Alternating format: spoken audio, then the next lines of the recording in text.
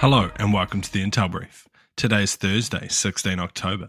I'm your host Daniel, and today we're going to talk about Trump authorising CIA operations in Venezuela, a report that the landmarks that sparked the Thailand-Cambodia clashes were newly laid, and Pakistan and Afghanistan have agreed to a temporary truce after fresh fighting.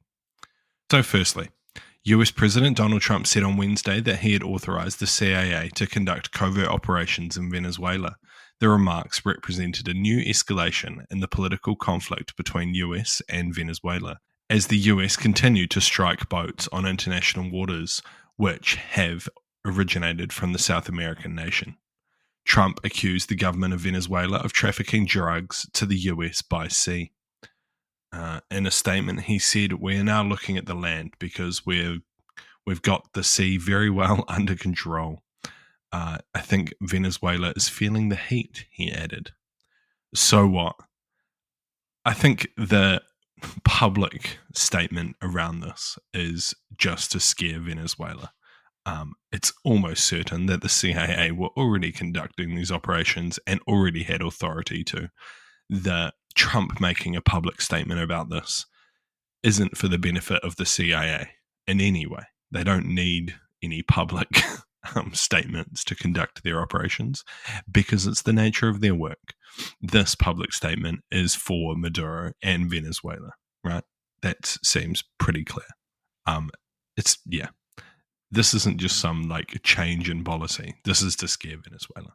That's my opinion. And next, Thailand's military reported that Reuters had access to shrapnel and landmines it recovered. Experts said that the photographed PMN-2 mines were freshly laid, contradicting Cambodia's claim that they had been there for a long time. It's a Soviet-era landmine, anti-personnel landmine, and they litter parts of Cambodia, which Phnom Penh and Bangkok have both pledged to not use.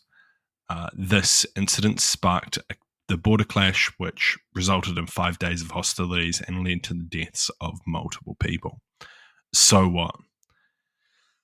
I mean, this doesn't really change the situation, right? I don't think anyone will be shocked that this landmine was new. Why Cambodia was trying to start trouble with Thailand, I don't know. Maybe they thought Thailand weren't keen for a scrap, so they were like, yeah, fuck, let's just try and inch a bit of land or use these landmines to injure some Thai soldiers and possibly get them to withdraw a little bit further back.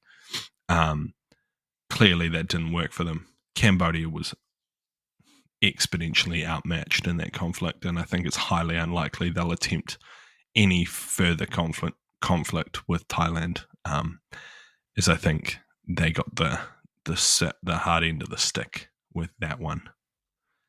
And lastly, Pakistan and Afghanistan have agreed to a temporary ceasefire on Wednesday after airstrikes and ground fighting ramped up tensions between the South Asian neighbours, leaving more than a dozen civilians dead and 100 wounded.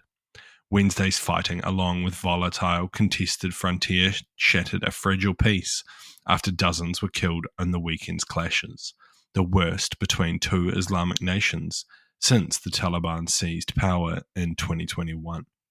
So what?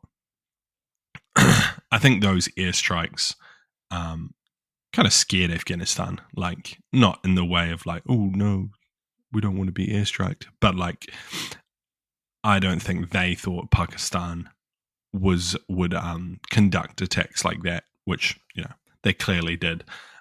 Pakistan likely lacked the how do I say this nicely? Lacked the accuracy or the precision that US airstrikes generally do.